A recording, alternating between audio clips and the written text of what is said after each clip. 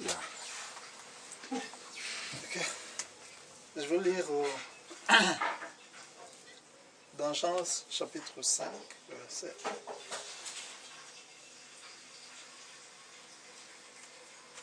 Après cela, il y eut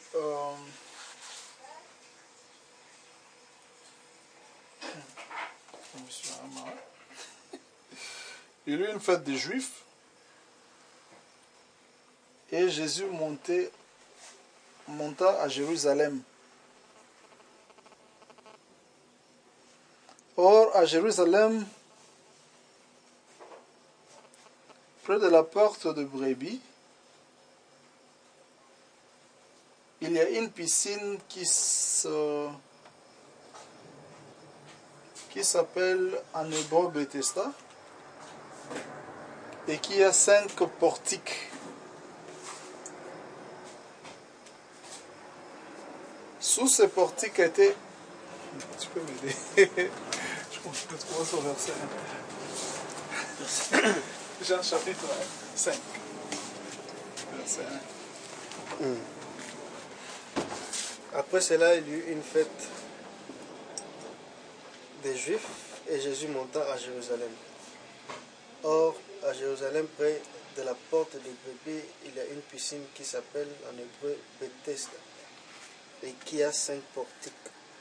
Sous ces portiques étaient couchés un grand nombre de malades, des aveugles, des boiteux, des paralytiques qui attendaient le mouvement de l'eau. Car un ange descendait de temps en temps dans la piscine et agitait l'eau, et celui qui y descendait le premier après que l'eau avait été agitée était guéri, quelle que fût sa maladie. Là se trouvait un homme malade depuis 38 ans. Jésus, l'ayant vu coucher, et sachant qu'il était déjà malade depuis longtemps, lui dit, « Veux-tu être guéri ?» Le malade lui répondit, « Seigneur, je n'ai personne pour me jeter dans la piscine quand l'eau est agitée. Et pendant que j'y vais, un autre descend avant moi. Lève-toi, lui dit Jésus, prends ton lit et marche. Aussitôt cet homme fut guéri, il prit son lit et marcha. C'était un jour de sabbat. Les Juifs dirent donc à celui qui avait été guéri, c'est le sabbat. Il n'était pas permis d'emporter ton lit. Que je continue? Oui, tu peux continuer. Il leur répondit, celui qui m'a guéri m'a dit, prends ton lit et marche. Ils lui demandèrent, qui est l'homme qui t'a dit, prends ton lit et marche? Mais celui qui avait été guéri ne savait pas qui c'était, car Jésus avait disparu de la foule qui était en ce lieu. Depuis, Jésus le trouva dans le temple et lui dit, voici, tu as été guéri, ne pêche plus, de peur qu'il ne t'arrive quelque chose de pire. Cet homme s'en alla et annonça aux Juifs que c'était Jésus qui l'avait guéri.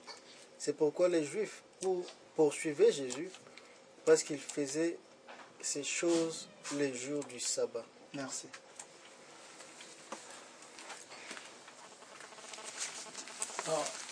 Oui.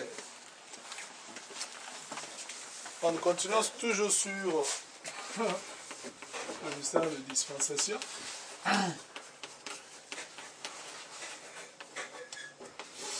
Les Juifs l'accusèrent parce qu'il violait le sabbat. Abraham dit que 2 grandes raisons qui ont fait que les Juifs puissent crucifier Jésus, c'est parce qu'ils se disaient qu'il était le Messie et il violait le sabbat. C'était les 2 raisons principales, n'est-ce pas? Oui. Or, nous parlons de dispensation, et parlant de dispensation, nous avions lu que ferais-je de ce Jésus qu'on appelle le Christ. Paragraphe 164, frère Branham dit qu'il y avait 3 dispensations, la dispensation du Père, n'est-ce pas? La dispensation du Fils et la dispensation du Saint-Esprit. Mais nous avons dit que entre 2 dispensations, il y avait une brèche, n'est-ce pas? Et la brèche, frère Branham dit que la dispensation du Père, c'était l'Ancien Testament. La dispensation du Fils, c'était le Nouveau Testament. Et la dispensation du 3e du Saint-Esprit, c'était les sceaux. C'était le sceau. Donc, nous avons défini que c'était les sceaux parce que nous avons vu Frère Branham prêcher la brèche entre le 7 âges de l'Église, parce que le Nouveau Testament c'était le 7 âges de l'Église et le 7 sceaux, donc qui sont deux dispensations différentes. Et selon l'homme, la dispensation du Père qui était l'Ancien Testament, c'était la chair, n'est-ce pas? Ouais. Et la deuxième sphère qui était le Nouveau Testament, c'était l'esprit humain. Et la troisième dispensation, le sceau, c'est la troisième sphère qui est l'âme. N'est-ce pas? Parce que nous avons démontré ça la fois passée. Mais nous voyons que dans l'Ancien Testament, il y avait trois parvis dans le temple qui... Le premier parvis, c'était le parvis extérieur, n'est-ce pas? Oui. Et c'est ici où on tuait l'agneau, où on le lavait, on le tuait. Mais il y avait le soleil naturel, n'est-ce pas? Et dans la deuxième sphère, c'était le lieu saint. Et le lieu saint, c'est là où il y avait le 7 chandeliers d'or.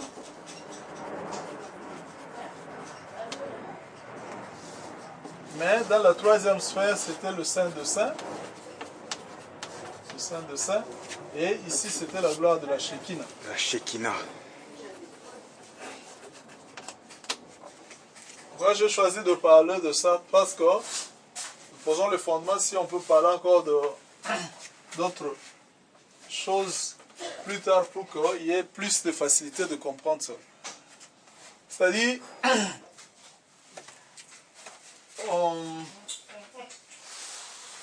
nous avons aussi lié ça parce que ici c'était le 7 chandelier. Et le 7 chandelier c'était la lumière naturelle, la lumière d'allumette, n'est-ce pas? Oui. On dit qu'on n'allumait qu'une seule bougie. Et de la première bougie, on prend la deuxième pour allumer la deuxième. Pour allumer la troisième, on prend la troisième, on prend le feu du deuxième pour allumer le troisième, ainsi de suite. C'est ce qui faisait que c'était une course à relais. C'est-à-dire comme quelqu'un qui court d'ici jusqu'à Cape Town, il prend le bateau, il donne à celui qui est à Cape Town qui court vers Retreat. Celui qui est vers Retreat prend le bâton, donne à une autre personne. Et c'est comme ça que la course des âges se faisait. Et c'est pourquoi un âge ne pouvait pas s'arrêter brusquement. On ne peut pas dire que l'âge de fer s'est arrêté directement, mais c'est là qu'on parlait du chevauchement d'âge. C'est-à-dire même quand on court, on ne donne pas seulement le bâton et on s'arrête. Mais tu verras que la personne qui te donne le bâton t'accompagne un peu dans ta trajectoire et puis te laisse partir. Et c'est pourquoi les âges ne s'arrêtaient pas au même moment. Mais les âges se chevauchaient toujours.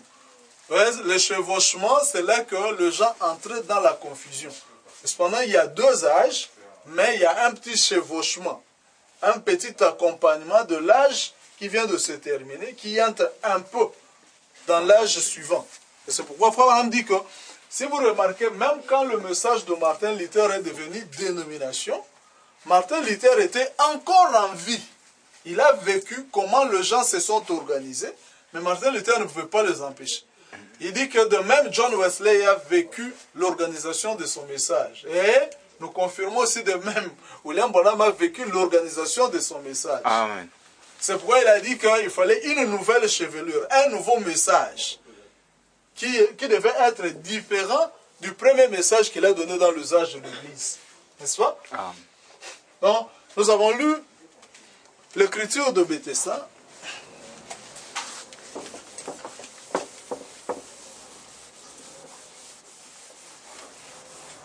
La fois passée, nous avons plus parlé de la rédemption. Comment la rédemption prend fin quand l'agneau prend le livre. N'est-ce pas? Or, parlons de la dispensation avec l'homme. Comme on avait l'habitude de décliner ça, toujours. Là, c'est la chair. N'est-ce pas? Et là, c'est l'esprit. Et là, c'est l'âme. N'est-ce pas? Amen. D'accord. Ça. Là, c'est l'âme. Or, le temple, il y avait la miséricorde, autant plus qu'il y avait le sang. N'est-ce pas? On parlait du trône de la miséricorde quand le sang était encore là. C'est-à-dire, le sacrificateur ne pouvait être sacrificateur que s'il y a le sang.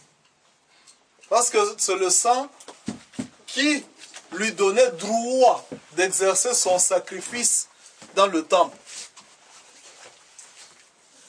S'il n'y a plus de sang, alors le sacrificateur devait cesser de travailler. Là, c'est dans l'Ancien Testament. N'est-ce pas? Amen. Oh, même quand on allait à l'église, on disait que qu'est-ce qui peut me rendre saint? Rien que le sang de Jésus. Rien que le sang de Jésus. N'est-ce pas? Amen. Donc, Dieu ne reconnaît que le sang de Jésus. Comme dans l'Ancien Testament, c'était le sang de bouc et de taureau. N'est-ce pas? Amen. Je crois qu'il était inutile que je fasse ces tableaux-là que j'étais en train de dessiner. Ils vont se mélanger, mais vous verrez la différence. N'est-ce pas? Il faut que je laisse les tableaux être là. Le Père, le Fils et le Saint-Esprit. L'Ancien Testament, le Nouveau Testament, le Troisième Testament. Je dirais la citation à notre jour, c'est ça. Le sang de bouc et de taureau, la chair, n'est-ce pas? L'esprit et l'âme.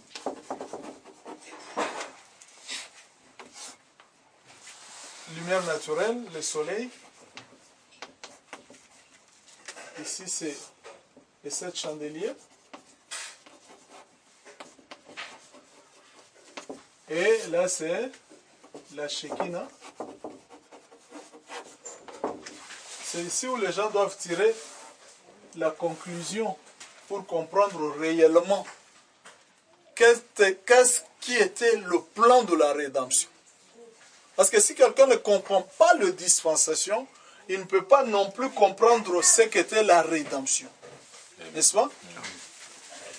Ici, c'est le sang de bouc et taureau, n'est-ce pas? Mais ici, c'est le sang de Jésus.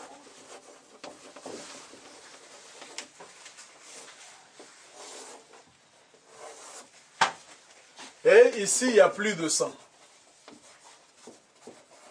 Pourquoi nous disons qu'il n'y a plus de sang? Parce que c'est la dispensation de l'âme. N'est-ce pas? Amen. Et l'âme, Frère Branham dit que dans l'âme, l'âme est dans le cœur, mais c'est un espace vide dans le cœur de l'homme où le sang ne passe pas. Amen. Si quelqu'un veut lire ça, il peut lire ça dans l'unité du seul Dieu dans la seule Église. Frère Branham dit que l'âme, c'est un trou dans le cœur de l'homme, mais dans lequel le sang ne passe pas. Il n'y a pas de sang. Donc, il démontrait quelque chose, mais en passant. Nous allons entrer en profondeur de tout ça. Et ici, c'était la dispensation de la loi. N'est-ce pas?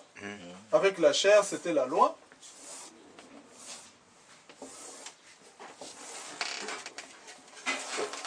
Mais, avec l'esprit, c'était la grâce. Et la grâce, c'était le sang de Jésus. N'est-ce pas? Mais quand il n'y a plus de sang, c'est l'âme. C'est la dispensation du jugement. N'est-ce pas?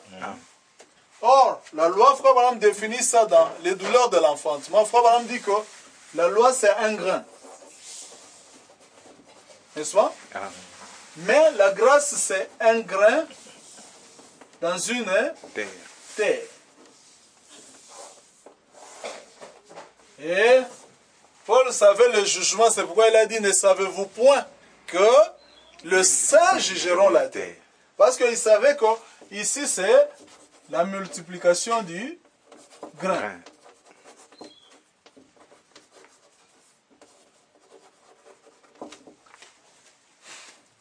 Or, nous voyons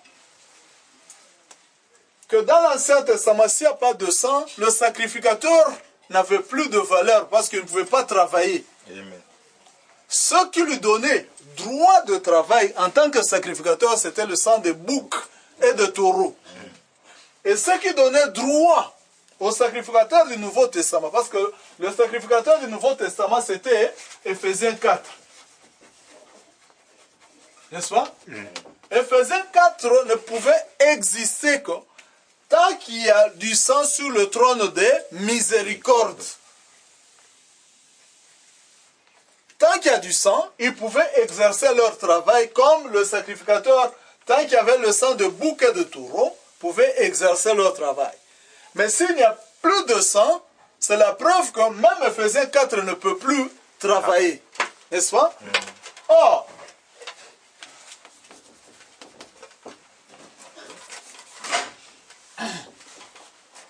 nous parlons du trône de miséricorde. Le trône de miséricorde, c'est ce qu'on appelait la grâce, n'est-ce pas? C'est cette dispensation qu'on appelait la dispensation de la grâce.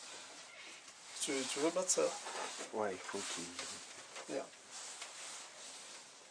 Bon, tu peux l'aider, Jean-Paul.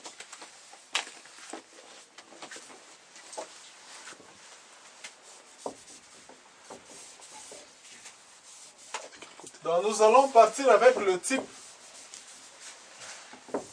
même le type de la Bible pour démontrer ce que nous sommes en train de dire. Nouveau Testament. Fils, Esprit. Et la brèche.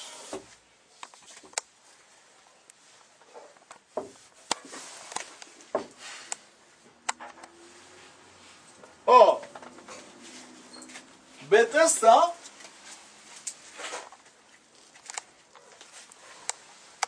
je peux t'aider. Attends, c'est même pas, c'est ici. Il y a un petit trou là. Oh, c'est l'intérieur, c'est pas ici. Non, ouais, c'est ici. Tourne ça. Branche-moi un peu.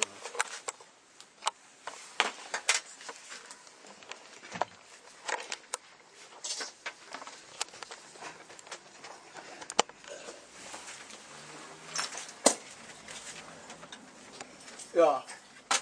Oh, nous avons lu.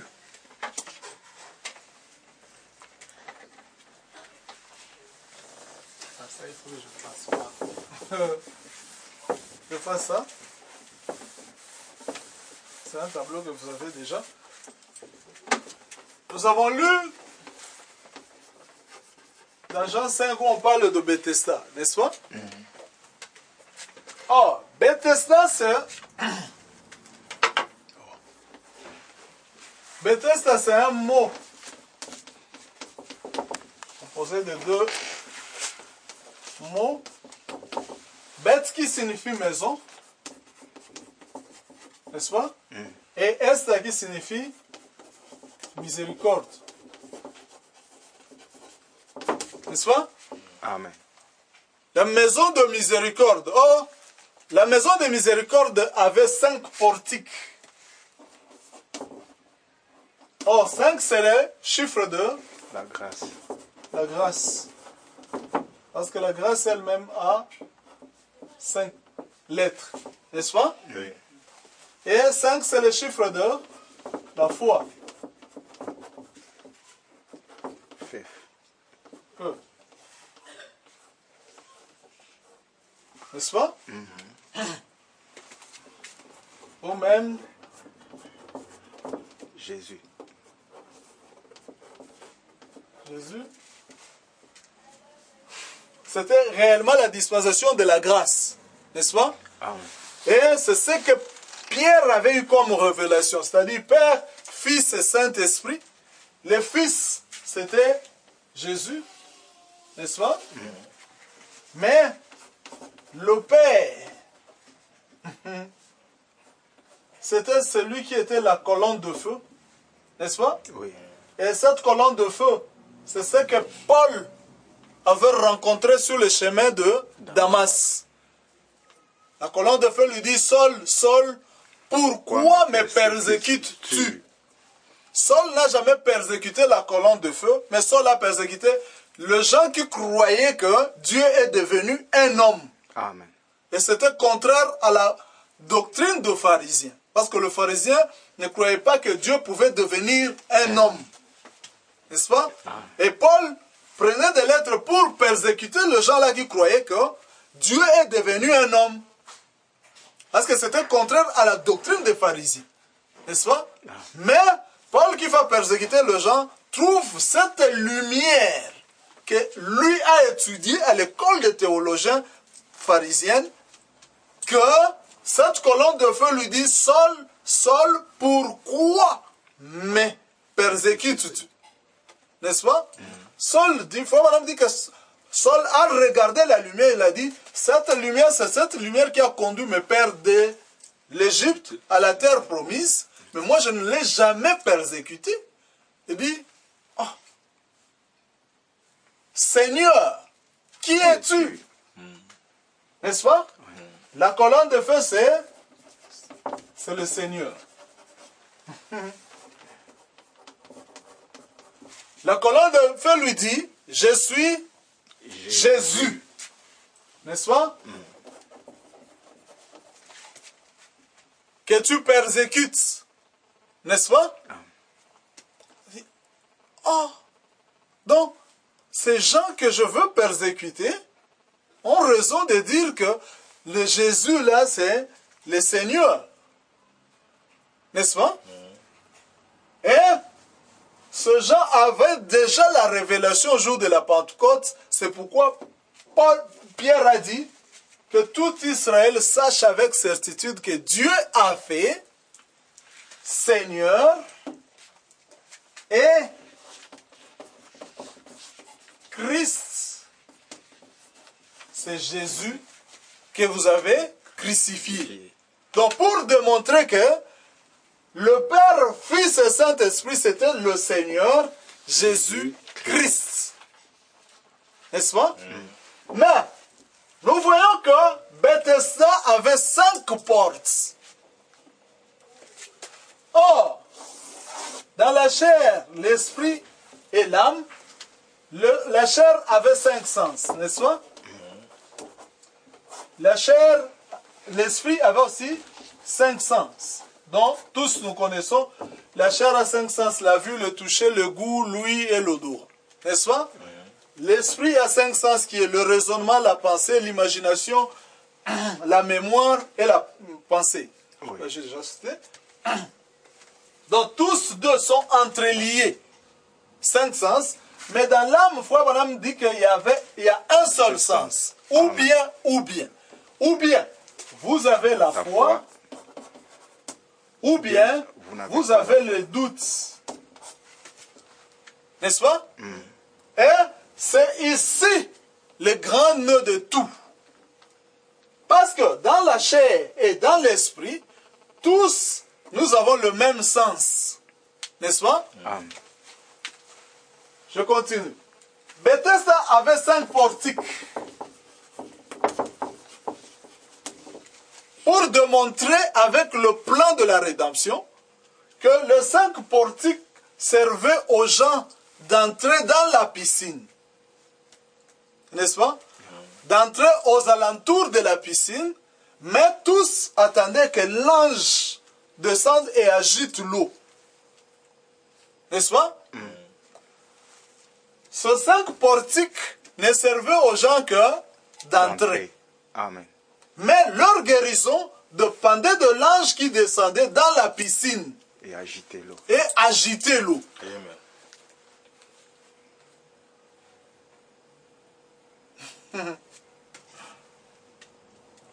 Donc, dans la maison de la miséricorde, il devait y avoir 5 ministères. Amen. Amen. 5 ministères, c'était le 5 ministères d'Éphésiens 4. Amen. Et c'était ça, la miséricorde qui régnait au milieu de gens. Ah, mais pourquoi vous dites que le temps d'Éphésiens 4 est fini? C'est Bethesda. Bethesda sa valeur, c'était la descente de l'ange. Mais remarquez comment Jésus est venu mettre fin à Bethesda. Il voit l'homme là, il dit, ah, mais toi, qu'est-ce qui ne va pas? Non, je suis malade, est-ce que tu veux sortir d'ici? Il dit, oui, je veux sortir d'ici. Mais il n'y a personne qui peut me prendre pour me jeter dans l'eau. Il dit, mais non, ta guérison ne dépend plus d'entrer dans l'eau. Oh, mais non, donc vous ne croyez plus à la guérison. Nous croyons à la guérison. Toute guérison, c'est Dieu qui l'a fait. Amen. Amen. Mais nous ne croyons plus à la piscine. Amen. Amen. Amen. La dispensation a changé. La dispensation a changé. Ce gars n'a pas été jeté dans l'eau de la piscine. Mais ce gars, on lui a parlé de sa guérison.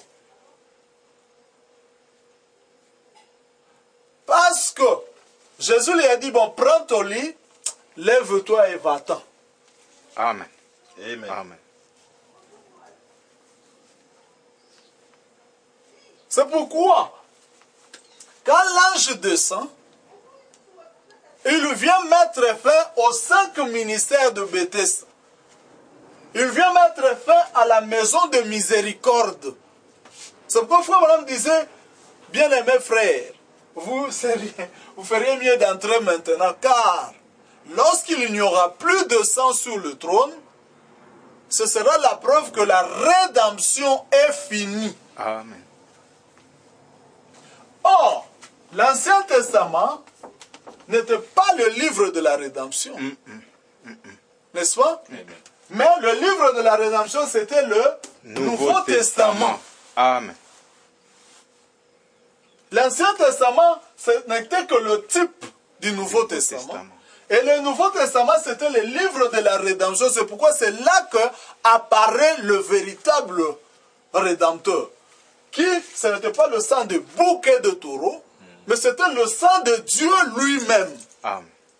N'est-ce pas? Amen. Dieu a créé et l'ovule et le sperme dans le sein de Marie. Oh, Frère Branham dit, remarquez, qu'est-ce qui fait que l'ovule descende dans la matrice? C'est la sensation. N'est-ce pas? Amen. Mais Marie cherchait la sensation. Parce que Marie a dit à l'ange, il dit, comment cela se fera-t-il, moi qui n'ai pas connu d'homme? N'est-ce pas? Parce qu'il savait qu'il fallait qu'il y ait une sensation. Or, c'est l'un des mystères qui était dans le seau. L'un des mystères, c'est le mystère du baptême du Saint-Esprit sans sensation. Amen. Amen. Il dit, mais comment? Ici, c'est le sang de Dieu lui-même, le Nouveau Testament, qui est le livre de la rédemption. C'est pourquoi Frère Branham dit, remarquez, quand la rédemption est terminée pour le gentil, il va directement chez les Juifs, n'est-ce pas? Je dis d'abord.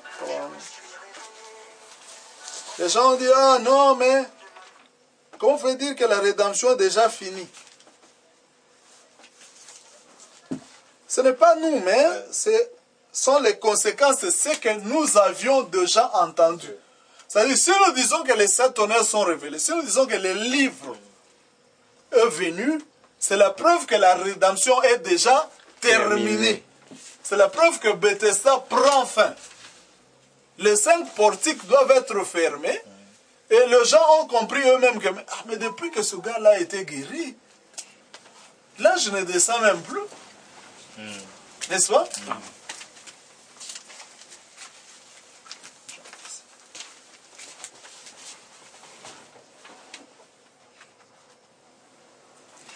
Quand il m'avait parlé dans le bureau, question-réponse sur les sceaux, paragraphe 276.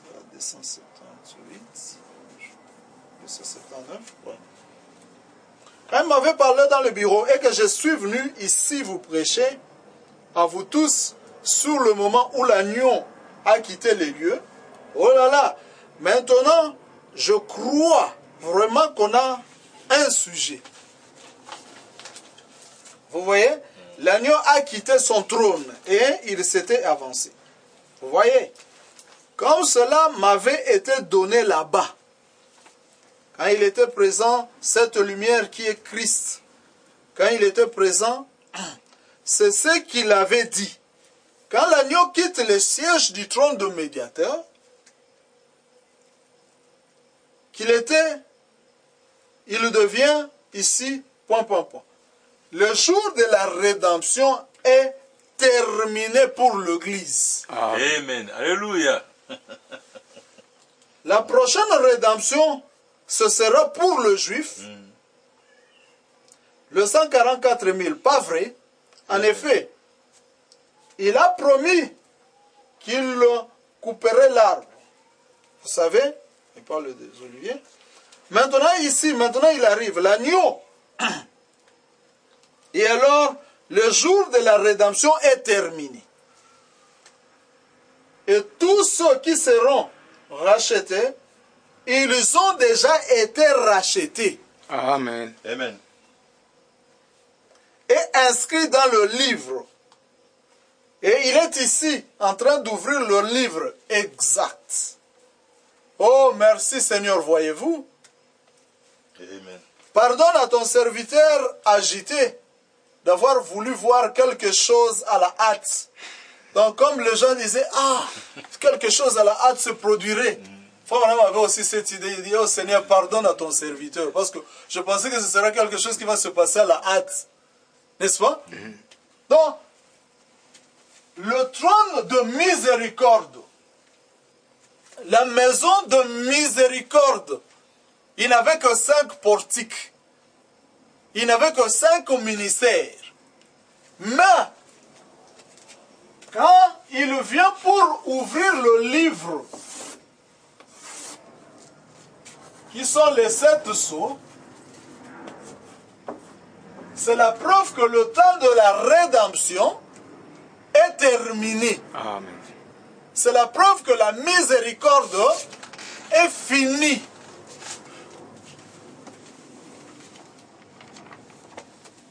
Je vais lire.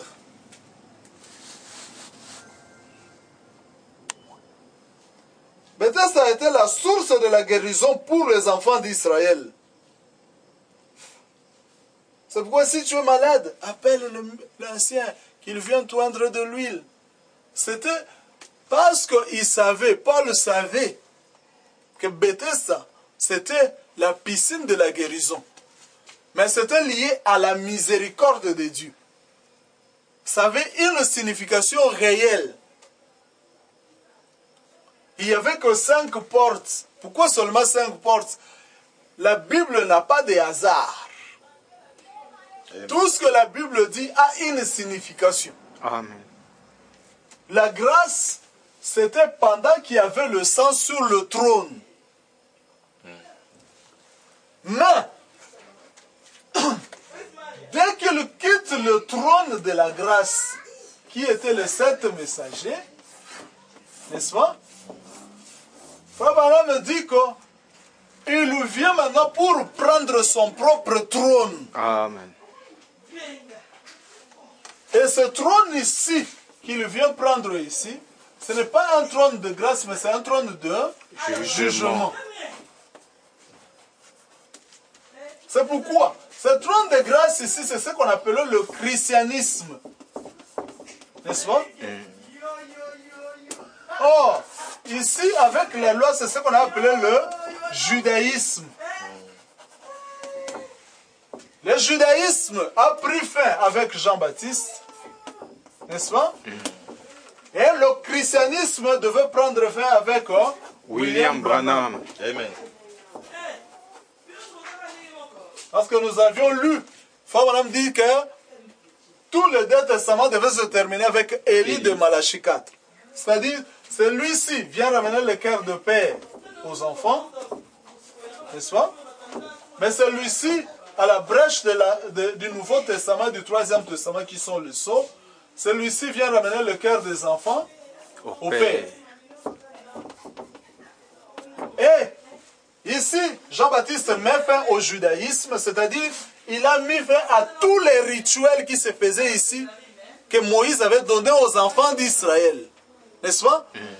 Et ici, William Branham vient mettre fin à tous les rituels qui étaient dans le christianisme. Vous pouvez citer tous les rituels, les baptêmes au nom de Jésus. Au nom de Jésus. Livraison au diable. La Sainte Seine. La Sainte Seine. Sainte Seine. Le lavage de pieds. Le lavage de pieds. Les prières. dîmes, les prières. Et tous les rituels que vous pouvez citer ici, dans le Nouveau Testament, ont pris fin. Pourquoi? Parce que même celui qui était malade dans la piscine de Bethesda, il s'est étonné, il dit, que je prenne seulement mon lit, que je parte. Oui, prends ton lit, pars, mais ne pêche plus. C'est-à-dire, ne reviens plus dans cette piscine. Amen. Parce que cette piscine, l'ange ne descendra plus. Amen. Mais les gens maintenant ont commencé à l'accuser. Bon, c'est vrai que tu es guéri, mais pourquoi il a fait ça au jour du sabbat? Il cherchait des raisons pour montrer que cette guérison est fausse. Mais la personne était déjà guérie.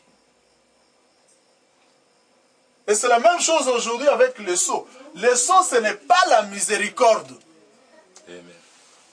Le sceau, c'est la preuve que la miséricorde a pris fin. Amen. Et que Christ vient pour juger.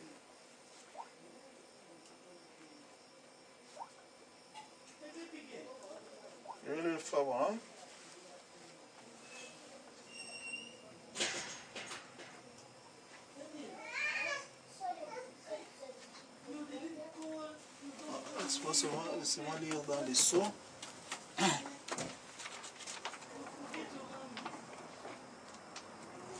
Oh non, on va prier.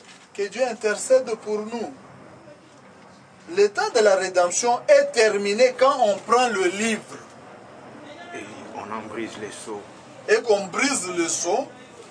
Cela prouve que le temps de la médiation est terminé. L'état d'intercession est terminé.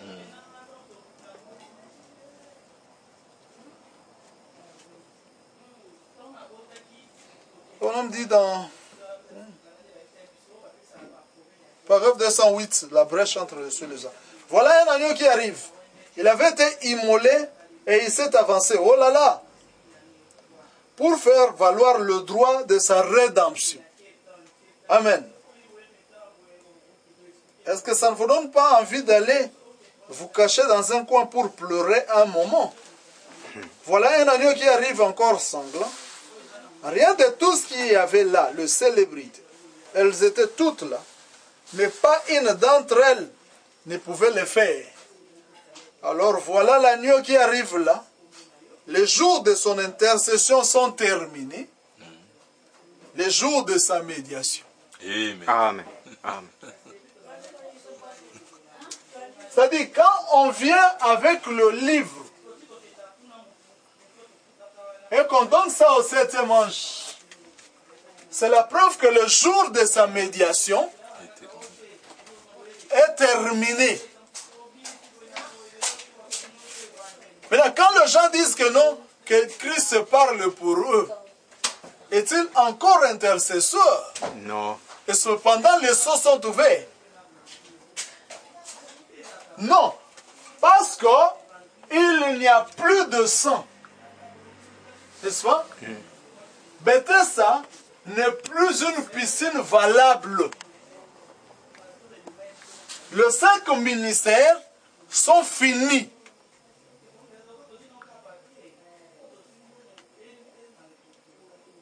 C'est pourquoi nous disons, quand les gens parlent de sceaux ouverts, ils doivent savoir de quoi ils parlent. Les sceaux.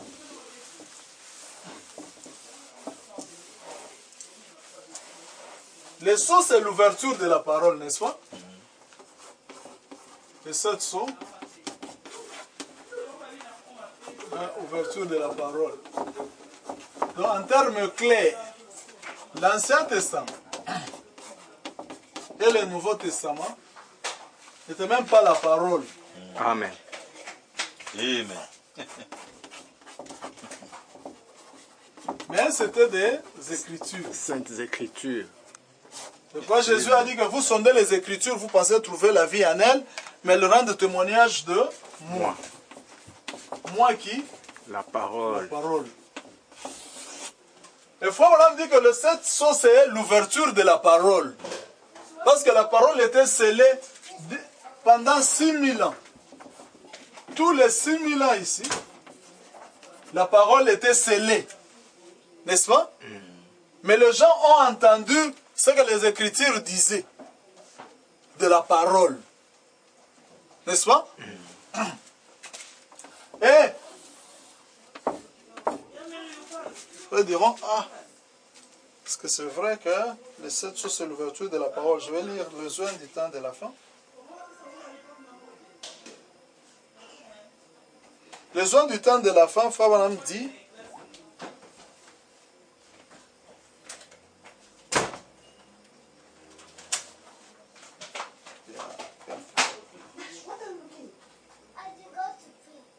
je vais chercher ça. Pendant que je suis en train de chercher ça, je continue un peu. Le 6000 ans ici, où il y avait l'Ancien Testament et le Nouveau Testament.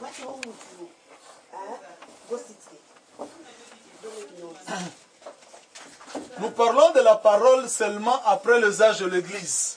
N'est-ce pas?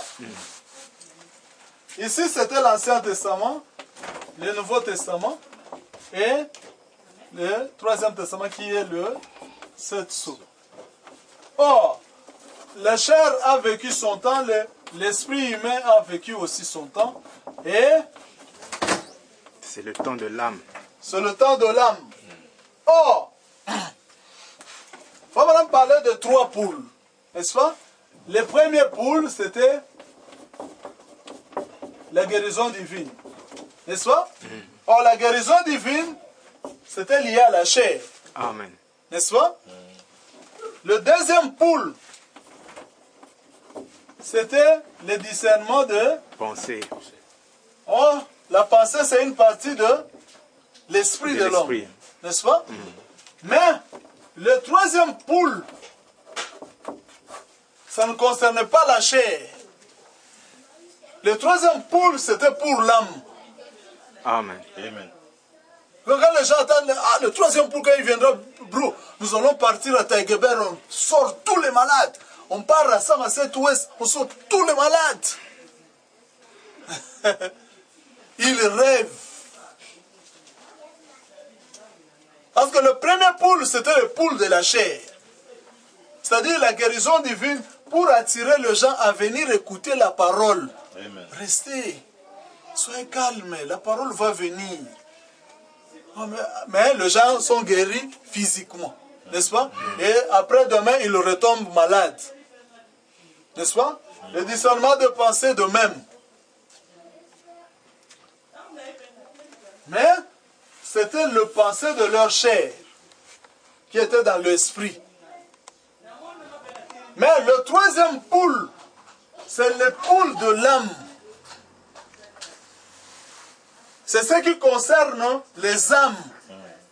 Et c'est pourquoi Frère Branham a prêché les âmes qui sont en prison maintenant. C'est-à-dire, le troisième poule les a suivis même quand ils étaient en prison. Amen.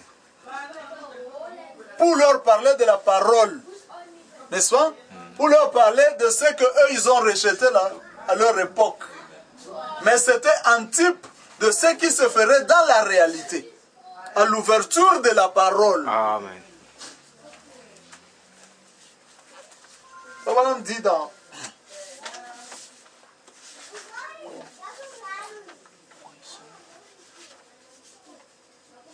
les joints du temps de la fin, paragraphe 260. 262. Notez.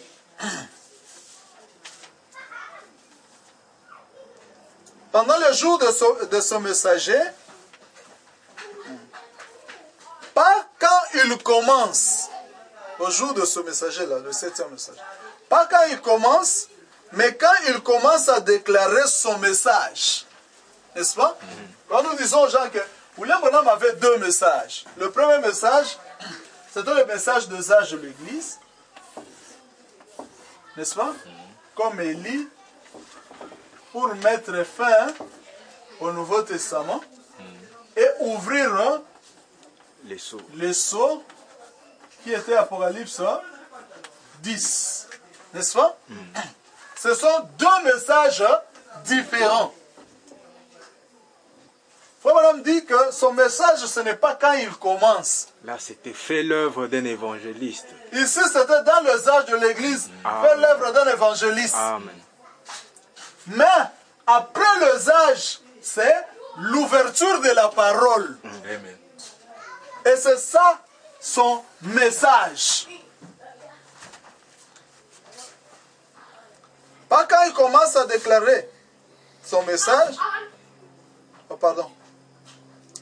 Pas quand il commence, mais c'est quand il commence à déclarer son message. Voyez-vous, le premier pour la guérison divine, le deuxième, la prophétie, comme le frère l'appelle, le troisième pool, the third pool, the opening of the word. Amen. The mystery revealed. The mysteries revealed. Le troisième pool, l'ouverture de la parole, les mystères révélés. Amen. Amen. Le troisième pool, c'était de mystères révélés. L'ouverture de La parole. la parole. Tous ces 6000 ans ici, ce qu'ils ont attendu, c'est ce qui vient après les âges des églises. N'est-ce pas? C'est ce qui vient après les âges de l'église, les sceaux.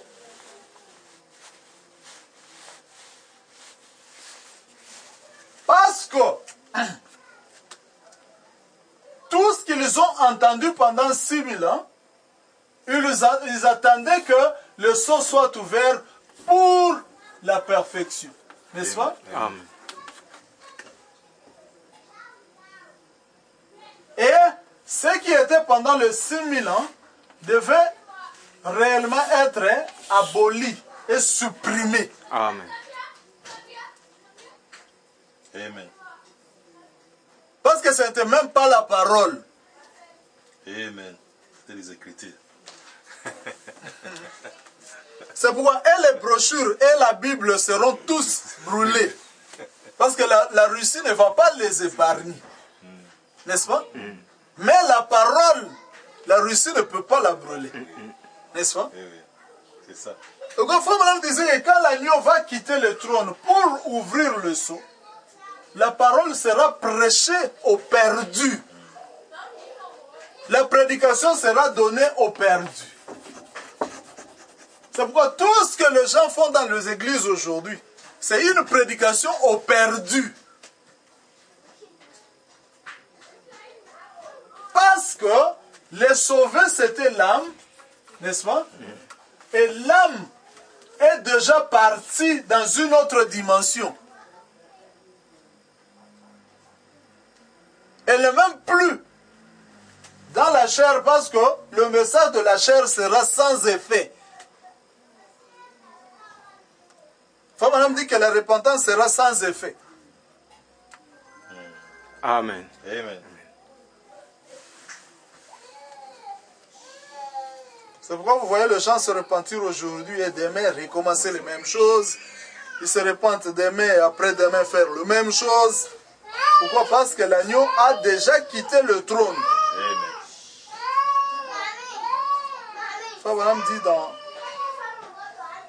toujours les hommes qui sont en prison, paragraphe 206, il y aura un ministère qui opérera de grands prodiges. Joël l'a dit, n'est-ce pas? Amen. Et ce ministère, c'était le ministère de William Branham.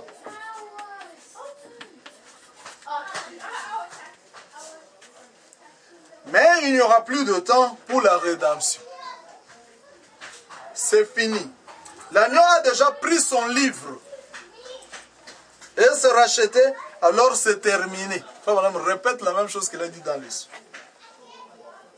De même que Jésus avait d'abord prêché et avait été rejeté, et qu'il est ensuite allé hanter ceux qui étaient dans ces lieux-là, il a prêché à ceux qui étaient en prison, qui ne pouvaient pas se repentir, ce n'était plus le temps du salut. Amen. Amen. Ce même ministère devra se répéter. Est-il possible que ce soit le troisième poule adressé à ceux qui sont perdus pour l'éternité? Et si c'est le cas, j'espère que non. Et si c'était le cas, maintenant pensez-y une minute, si c'était le cas, que Dieu nous préserve, que Dieu nous en préserve, et j'ai des enfants. Vous voyez? Mais on dirait vraiment qu'on en est tout près. Amen. Nous ne sommes pas tout près, mais nous y sommes. Amen. Pourquoi cette vision est-elle venue quand j'étais gamin? Pourquoi cette vision est-elle venue quand j'étais gamin? N'est-ce pas? Parce qu'il avait 14 ans. Les hommes en prison a été prêché en 1963. Mais à 14 ans, il a eu la vision de l'enfer. N'est-ce pas? Et là, Fabien me dit que tout ce que j'ai entendu, c'était de... N'est-ce pas? Et quand si vous êtes loin des églises et que vous les entendez prier, vous n'entendrez que le... De loin, il y a des... Parce que vous n'entendez pas, Seigneur Jésus, vous entendez un grand bruit là. Le bruit de l'enfer. Fabien n'a vu que des femmes. Il dit que mais le même femme que j'ai vue quand j'étais encore petit à l'âge de 14 ans, je les ai vus dans les malls, dans le shop, dans le grand mall de JCPenney. Il dit 40 ans après. Et il dit, remarquez 40, c'est toujours le chiffre du jugement. Amen. Et les gens parlent, les hommes qui sont en prison maintenant. Frère Abraham me dit, mais pourquoi il a prêché ça 40 ans après, il dit que j'ai vu le même femme que j'ai vu en enfer, j'ai vu Mesdames venir, j'ai directement embrassé Mesdames, j'étais en train de crier. Mesdames me demandent, mais qu'est-ce qui se passe? Il dit, non, allons-y, allons-y, sortons d'ici. Donc les gens ne savent pas que même parfois les gens que vous rencontrez dans la rue là, ce sont des revenants. Des âmes perdues. Frère Branham, dans quel corps seront perdus au jour du jugement? Il dit, seront dans le corps dans lequel ils ont péché. Amen. Parce que Frère Branham les a vus. Il a vu ces âmes-là revenir dans le corps dans lequel ils ont péché. Amen. Amen. Marchant dans des malls, faisant le shopping. Ah, cette robe-là est belle, hein? Ah, très courte robe, ça peut attirer les gens. Ah, il dit, mais allons-y, allons-y. J'ai vu ces femmes ici quand j'avais 14 ans, en 1923. Et en 1963, je le revois. Bien-aimés frères, le monde n'est plus le monde que vous avez connu avant. C'est pourquoi il faut vraiment prêcher les âmes qui sont en prison. Maintenant, l'enfer est sur la terre. Amen.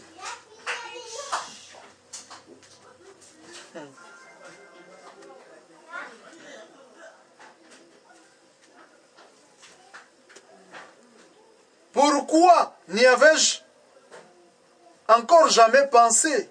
Pourquoi cette vision est-elle venue quand j'étais encore gamin? Pourquoi n'y avais-je encore jamais pensé? Pourquoi y a-t-il eu cette transe là dans ma chambre l'autre jour disant voici ce que c'est? Au beau milieu des âmes perdues. Et Jésus leur a prêché, leur a témoigné. Ils ne se sont jamais repentis. Et plus je prêche, pire elles deviennent. Amen. Amen. Il n'y a pas de repentance. Elle n'est pas possible. La repentance n'est plus possible aujourd'hui. Amen. Pourquoi? Parce que nous vivons dans une autre dispensation. Amen. Amen. Vous voyez que même l'église n'est même plus l'église.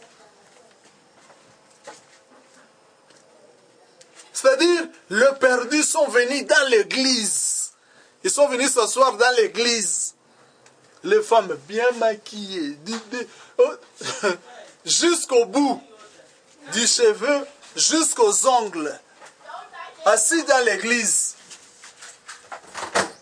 Parce que la repentance n'est plus possible. Même le diable le sait.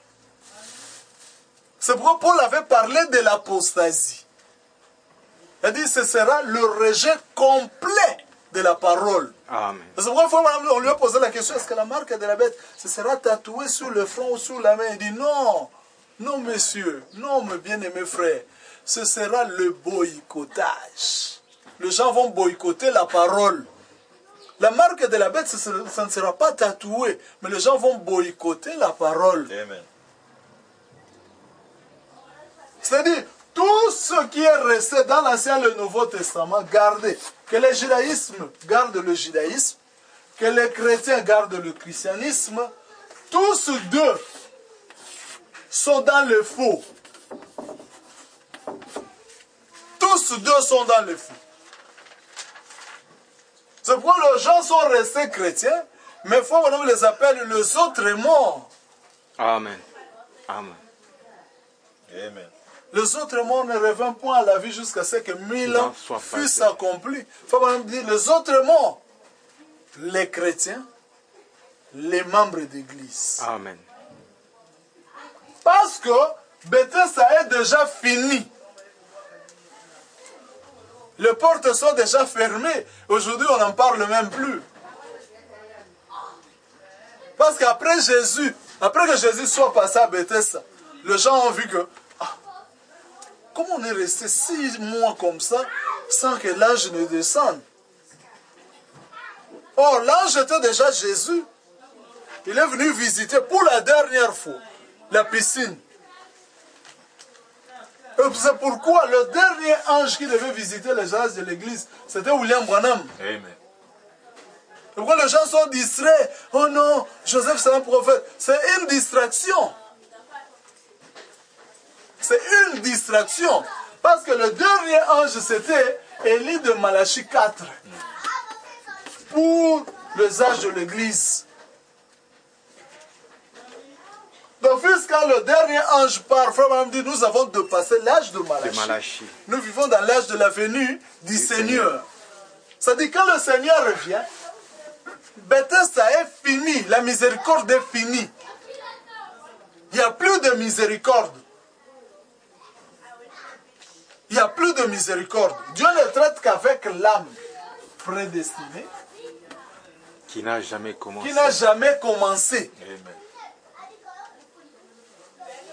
C'est-à-dire toutes les dispensations. La